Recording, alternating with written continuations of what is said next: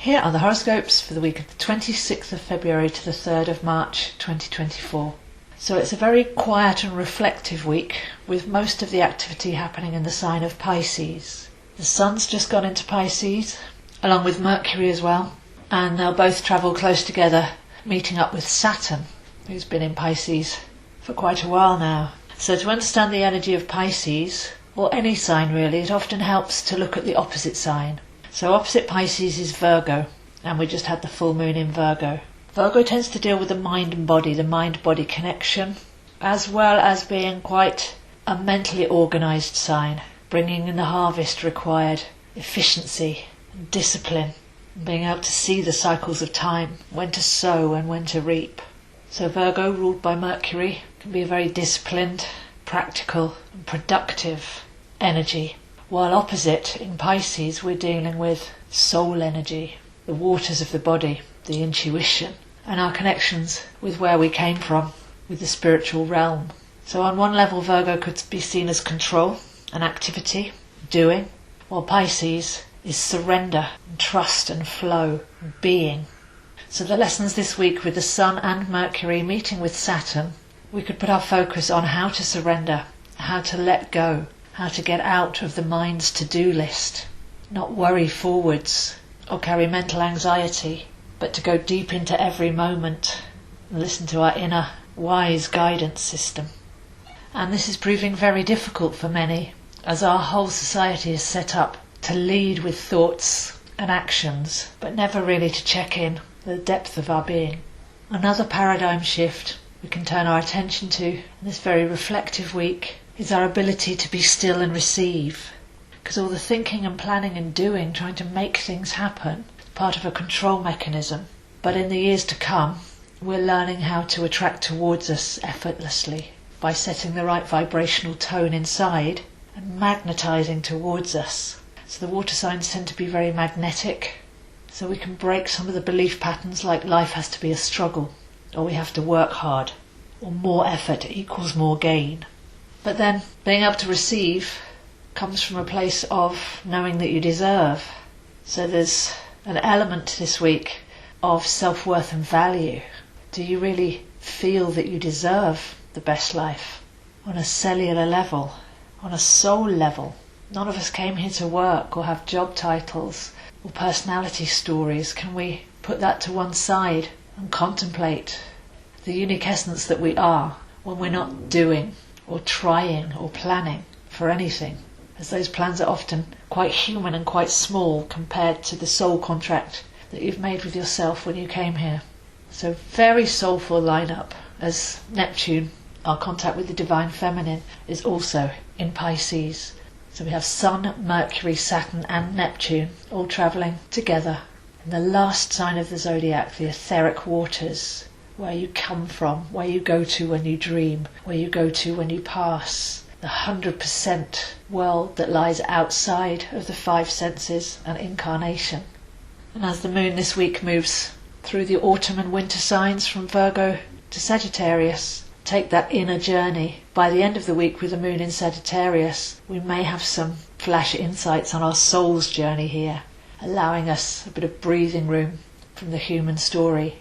And space is required, because to attract magically, we have to give the space of time. We have to let go of attachment to certain time scales and allow things to come to us at their organic moment. And we have to create mental space, that we're not reordering all the time, getting in our own way, overthinking.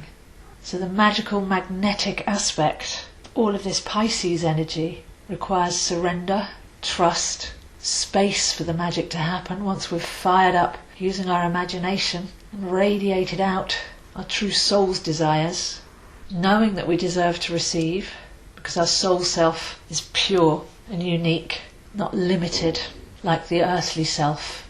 And then a sense of philosophical patience, that what we're sending out will come back to us at the right time. So we are in control, but we're just in control from what we're putting out rather than what we're trying to achieve mentally and physically. More what we're radiating from a heart centre and a sense of soulful purpose. So this week's energies may feel nebulous and confusing, the mind wanting to know, especially to know what to do, and yet our inner self recalibrating to take our lives deeper and reclaim our vibrational sovereignty. So have a look at the first half of Pisces in your chart to see where this is happening for you. The house system shows you which part of your life will be most ripe for harvesting these energies. So for example, if it's the first house, that would be about your view of the world and your view of self. Changing your view of self changes your feeling of who you are, changes your behaviour, and then changes how the world sees you and responds to you. So the first house of core self, with all this Pisces energy, would really be an opportunity to let go of the human struggle and rise to soul knowing. Whereas if this is happening for you in the 7th or 8th house, which are houses to do with us being reflected back to ourselves through partnership, then there's an opportunity to deepen the way that you connect and bond with others, greater self-love and personal freedom, letting the relationship flow more organically rather than having a want list or an attachment to how things should be going. Elsewhere in the chart we have Jupiter approaching Uranus in Taurus. So we're between 11 and 20 degrees there of Taurus. If you want to have a look, see if you've got any activity there yourself. The actual meeting will be the 21st of April, but as that's approaching, we'll start to feel the energy build. So Jupiter is our majesty and sovereignty. Uranus has been spending the last 6 years or so deconditioning the heart, helping us really get to love ourselves and know what love is as a state of being, rather than a validation from the outside due to our own low self-esteem or needs. So Jupiter coming to approach Uranus there, then we'll be able to see some space cleared for us to step into our full magnificence.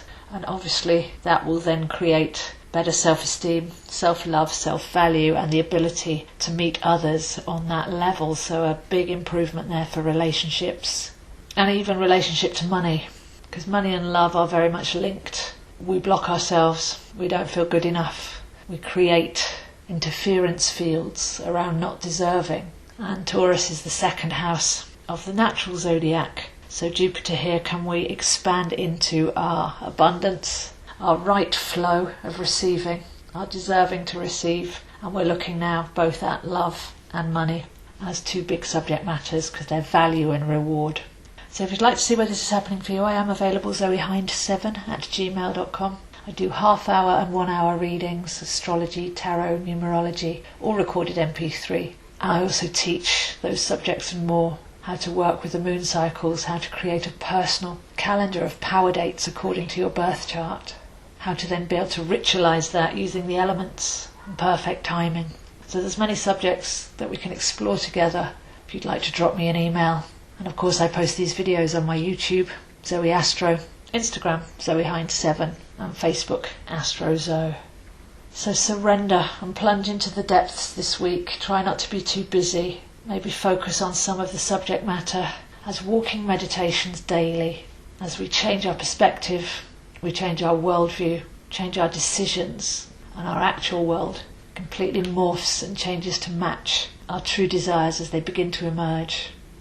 So wishing you a wonderful week, and I'll see you next week.